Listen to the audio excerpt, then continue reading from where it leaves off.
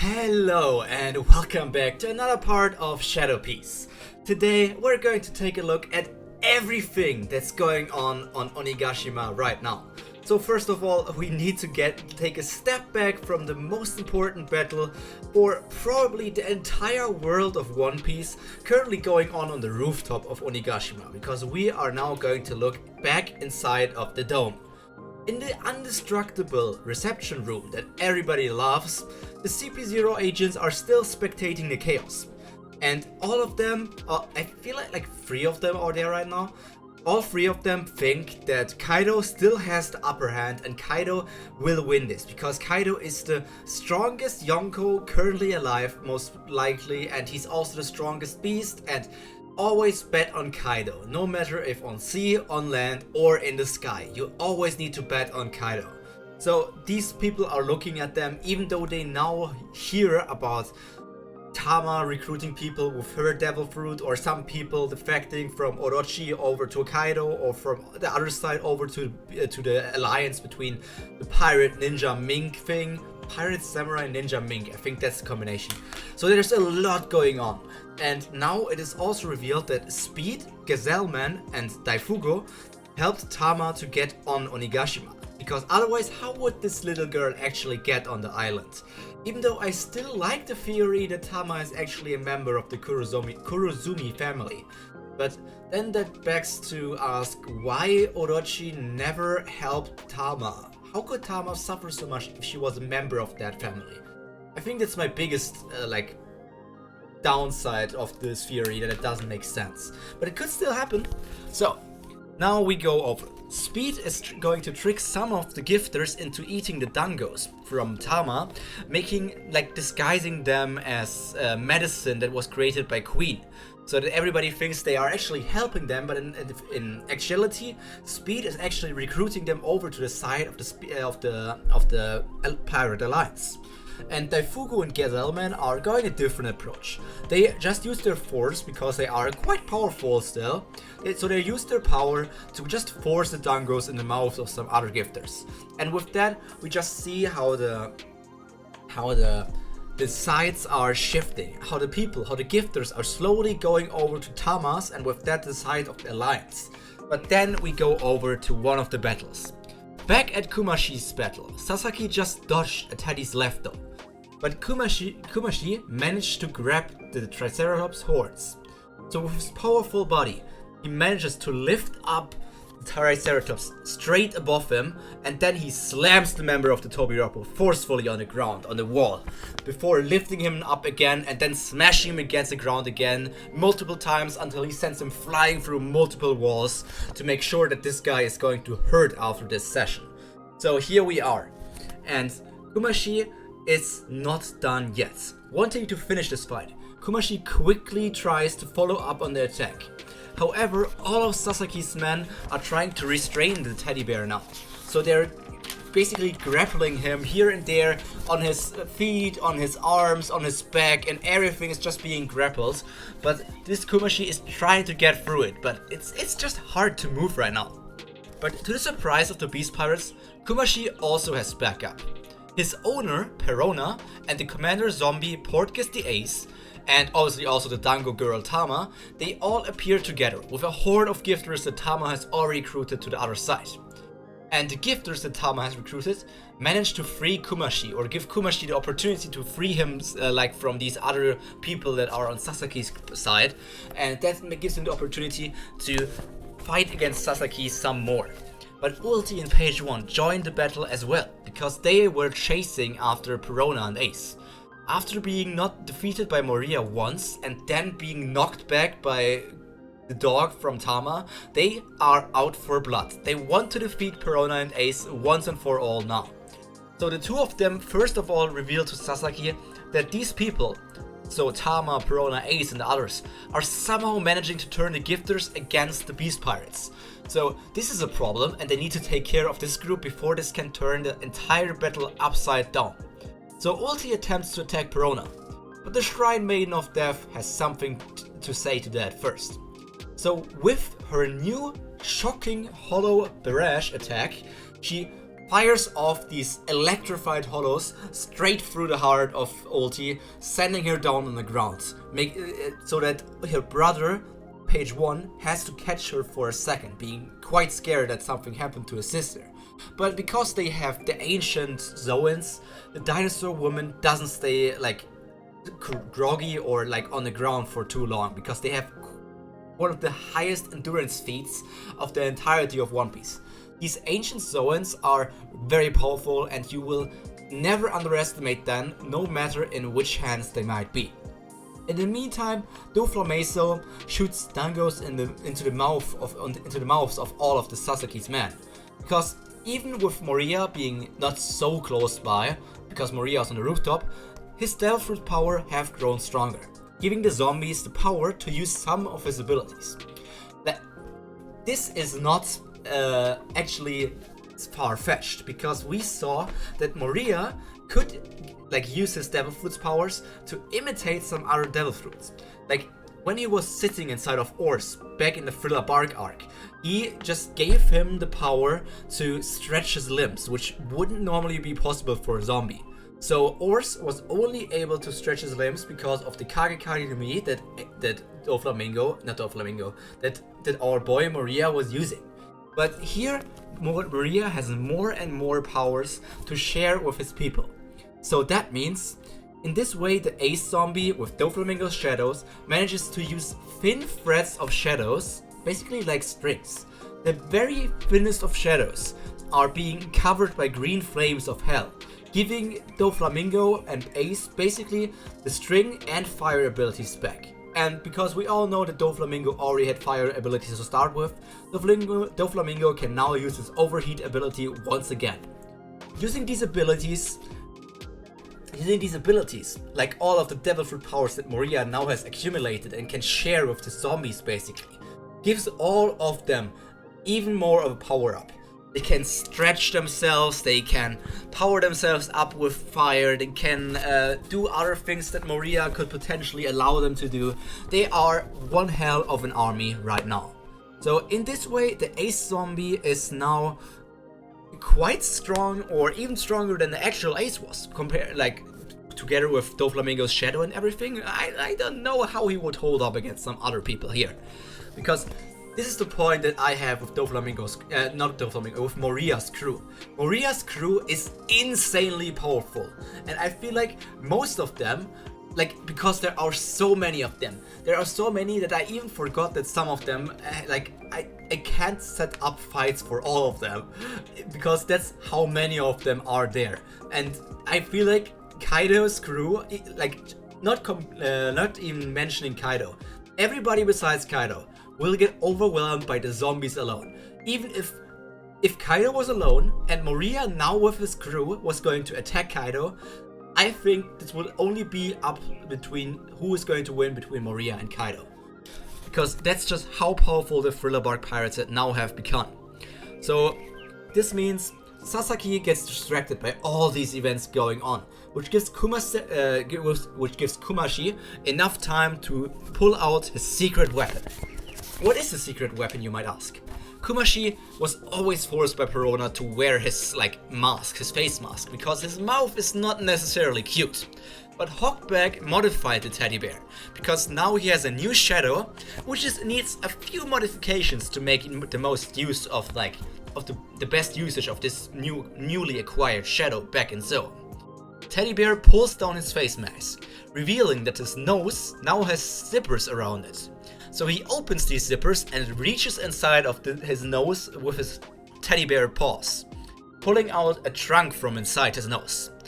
So now, I don't know if you remember this, but Kumashi has Jack's shadow, Jack the Drought, one of the 3 All-Stars that are Kaido's strongest people. So now Kumashi knows how to use a trunk as a weapon. And his first trunk-based attack against Sasaki is going to be called Jackhammer. Because, well, he has the shadow of Jack, and Jack doesn't have any named attacks. You can go through all of the fights that Jack had back on Zou, then against Inuarashi, against Nekomamushi, all these people. He never used a name attack as far as I can recall. So A named attack being Jackhammer is pretty fitting for it being Jack's shadow, and because Kumashi is quite powerful, so it's like the strength of 1000 ton hammers basically. So striking Sasaki with the full brunt of his trunk leaves Sasaki on the ground for now. But in the Grand Bouquet Hall, we're going to take a look at something else for now. Absalom has absolutely slaughtered Black Maria's male subordinates, but then the female subordinates came. And because of their Spider Zone abilities, they easily tie him up. Well, Absalom kind of enjoys the scenario actually. Black Maria is quite kinky. Black Maria continues slapping and beating up Absalom, even pulling out like her knuckle rings or knuckle dusters, I don't like the knuckle weapons, to slam Absalom even harder. Until she gets a call from Bao Huang, I think is the name of the squirrel girl. She calls and says someone is trying to heal the hurt scabbards somewhere else in the entirety of Onigashima. So Black Maria should head there to take care of the scabbards. But Absalom, well, he doesn't really want that to do. So he enjoys being hit by a beautiful woman, but enough is enough.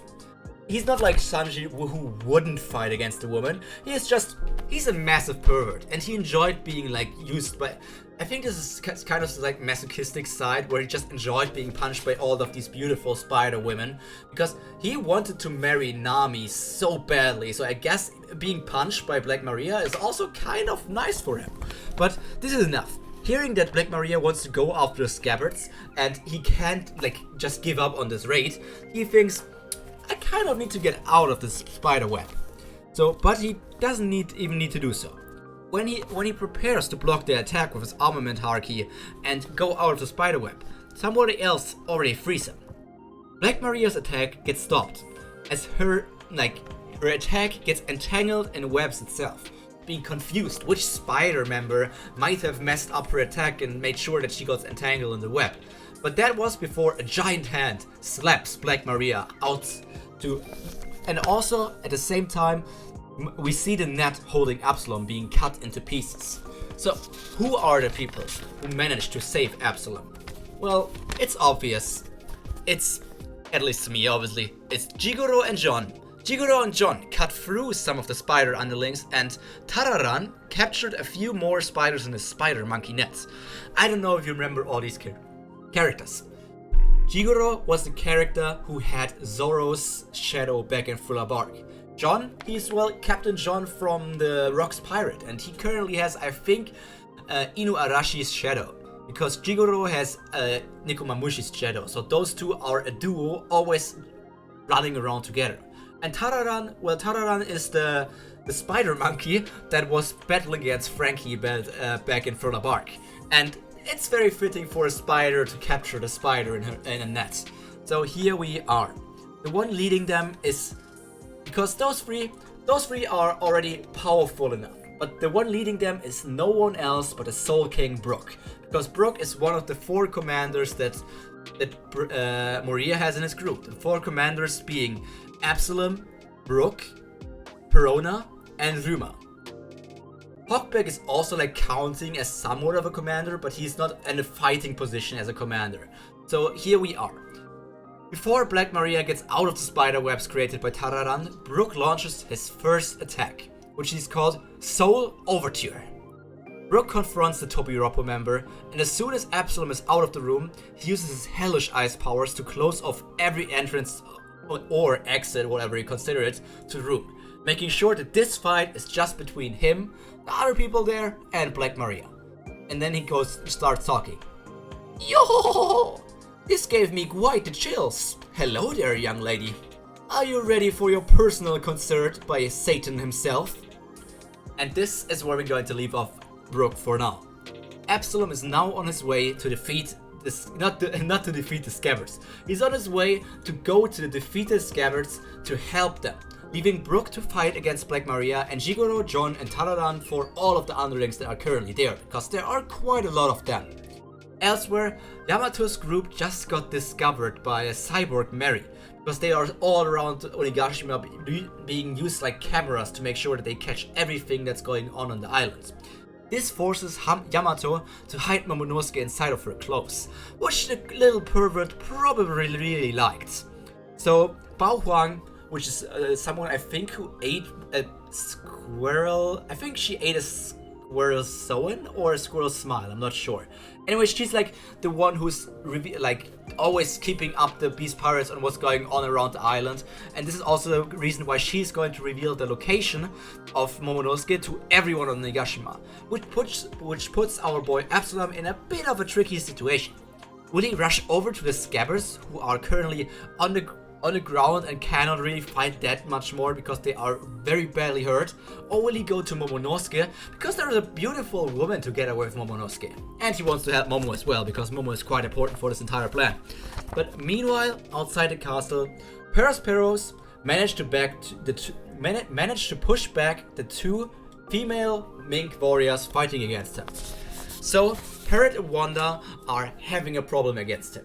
Perospero is still making fun of Pedro, obviously, because Pedro couldn't finish his fight against Perospero and lost his eye and all these other things against him, while Perospero only lost an arm, so he hates Pedro and insults him for everything about that, which Carrot can't stand for. Carrot wants to fight against this guy. She basically wants to murder him. But after some clouds covered the moon, which undid all of their Sulong forms, Carrot and Wanda got pushed to the ground and defeated for now. However, Pedro is a bit stronger than all of them, so he's still standing there and ready to fight against Perospero. In this version, Perospero is more hurt than in the canon version, because he only had to deal with Carrot and Wanda in canon, but here is Pedro as well. And while I'm not really sure how strong Pedro is, but he won against the boy Tamago without being hurt too much, and he already managed in a fight to basically cut off one of Perospero's arms, so he needs to be around the same level. Perospero lost an arm against Pedro, and Pedro lost his eye, so I feel like they are not too far apart in their levels. So now, inside the castle, Marco is still holding off King and Queen all by himself, just showing you how impressive Marco actually is, because he's Yonko level. He could fight against Kaido as well, I believe in that. But in the performance hall, the Beast Pirates and the followers of the now dead, or dead in quotation marks, Orochi, are still trying to catch or reach Hogback to get the antidote against the Oni virus. But with X-Drake, Yogoro and Whitebeard guarding Hogback, there's no chance for them actually to get close. So Hogback is preparing his medicine, making sure to heal the people out there. But for still alive members of the Alliance, time is ticking. The Ice Oni virus is also on Hogback because he's infected, and this is not going to be easy for him. He's not one who normally rushes into making medicine. He takes his time. He's a very good surgeon, but he needs his time to make medicine or take care of corpses and make sure that people survive and all these things. So this is all going on. The Ice Oni virus is spreading fast on everyone, even with the Phoenix Flames from Marco supporting them to make sure that they can survive just a bit longer. But all of the Beast Pirates and waiters, like the Pleasures, waiters, all of these people, they are falling into despair after learning that the Ice Oni virus was always meant to be used on them. Especially now that Doflamingo lost back in Dressrosa. Now they don't have the ability to produce smiles anymore, which makes all of the waiters that wanted to get Smile Devil Fruits useless, and all of the Pleasures that already got a Smile Devil Fruit and they failed, well, they're also just cannon fodder. Even though Queen kept spouting that Hogback is a quack and not a real doctor or something, he will never be able to save these people here, is what Queen says. The Doctor of the Philibard Pirates, he begs to differ with Queen and starts monologuing, giving a speech to all of the people here. So now, let's listen to what Hogback has to say. Life is a delicate matter. It can slip out of one's hand in almost every situation. As a doctor and a surgeon, I know that better than anyone present here. This miracle drug that I produced has a 50-50 chance of saving everyone from the Ice Oni virus. But if you come over to the side of my Captain Moria, you will have a better chance of staying on this side of the river. Whoever wants to survive, denounce Kaido of the Beasts, and pledge loyalty to the new Shadow Emperor. The people hesitated. would it really be smart to switch sides even though the strongest beast alive was their leader? To hell with such thinking, they all thought. Why would they stay on Kaido's side? When Kaido's left-hand queen already showed them what the higher-ups actually thought of the pleasures and waiters. So this was easy. This is just, if this miracle dragon going over to Maria's side can increase their chance of survival, it's obvious. They all switch side. They all switch side over to Hogback before Hogback starts his operation. In this moment, Hogback orders Whitebeard's zombie to throw the cure into the air. He throws the cure far into the air, almost up to where Marco is currently fighting against King right now in the sky. And then it's like a weird ball, a weird metallic ball where the cure apparently is inside. It didn't look too special to the people and they were confused when Whitebeard threw it up. But then this ball cracked open and slowly but surely a cloud formed in the sky. It was a rain cloud. And that rain cloud then suddenly started to pour down the miracle cure created by Hogback. The round man then snapped his fingers, just going, and said confidently, "You'll downpour." So, the samurai and the beast pirates got cured and felt stronger than ever before. But the people who didn't take Hogback's deal and were infected by the Ice Oni virus, well, they just dropped dead. They just dropped dead on the ground. As he said, this miracle cure, he made it very rushed. And even though he's a good doctor, he cannot make sure that everybody survives this scenario. So he did his best, and a lot of them survived, especially the people who joined up with his side, because that makes it easier to stay on this side of the river. So Queen tries to attack Hogback, but he doesn't really manage to do it. Hogback was powerful enough or smart enough to defeat Queen in a battle of science, which is just enough for this newly defected beast pirates to be confident that Hogback will actually stand to his word and help them survive this. So all of the beast pirates together, who just defected and are now basically Hogback's personal army, defend him against Queen. When Marco sees that Queen is attacking the people here, he goes over there, restraining Queen himself once again, to make basically just grappled and easier for a time to attack. So this leaves Zombie Beard open to make a devastating attack with his weapon, which is the Kuromamaguri. I don't know. His Naginata. He's going to use that to smash it inside of the stomach of Queen, which makes the entire performance floor quake. But now we go somewhere else.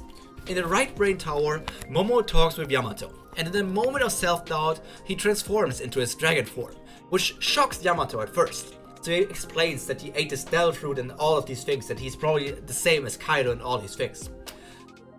At this point, Yamato also expresses her concerns for Maria, stating that while she thinks that Maria's powers are really strong, she doesn't believe entirely that he's strong enough to actually win against Kaido. So she kind of wants to join the battle on the rooftop because she wants to defeat her father as well. But Momo basically offhandedly, when Yamato says that she's scared that Maria might be already down, he just says, "Maria is doing okay." His voice just sounds a bit exhausted. And this surprises Shinobu especially. Yamato just nods it off as like, "Oh, okay, good to know." But Shinobu is quite surprised because Yamato, Shinobu and Momonosuke are nowhere near Maria. So this is quite weird for Momonosuke to know. Now we're going for the last thing that's going to happen in today's episode. Orochi is revealed to be still alive. Together with Fukurokushio, he's setting the place on fire wherever he goes, as an act of revenge against Kaido. But in the treasure repository, the scabbards slowly get up. But suddenly, the door opens, and inside of it stands Kozuki Oden. Many of the scabbards are overjoyed to see their master, their leader again, but Ashura Doji knows better than all of them that Oden is dead. So he reveals that this is a clone and this has to be a fake. So while everybody else already knew that, they wanted to at least believe that it's actually Oden. So this is also the reveal that Kanjuro is still alive. And while Kanjuro announces through Oden's body that this thing is going to blow them all up. So Ashura grabs the clone, the drawing, and jumps away from everybody. which leaves him in an explosion, sacrificing him for everything. So his comrades are safe. The remaining scabbards are running towards Momonosuke now. However, they soon come across Jack, one of the All-Stars. But Inuarashi offers to stay behind and fight one of the strongest members of Kaido's crew, because he wants to get revenge for the people on Zou that died through the poison attacks from Jack. Soon after, the scabbards still haven't met up with their shogun, but instead with the current shogun, Orochi and Fukurokujo. While Orochi wants to get rid of the weakened scabbards right now, his guardian recommends him to retreat because the scabbards are still really powerful. So Orochi, however, doesn't listen to him. He transforms into his full Yamato no Orochi form, which instantly leads to him being decapitated 6 times in a row, leaving him with, I think it's only 1 or 2 heads. So after doing that, the scabbards rush to where they are actually needed. They executed their revenge against Orochi, and Orochi will not leave this place alive. There's no way he's powerful enough. But one of the scabbards stays behind. Raizo stays here to have a one-on-one battle with the enemy ninja Fukurokujo, which is going to start the most important battle of the island, the Battle of the Ninjas, where they're just going to hold each other for like, I don't know, 50 chapters or something. But that's the end for today, and next week we're going to go back to what's going on the rooftop right now. But now we have gone to many different places to see what the Thriller Bark people are currently doing.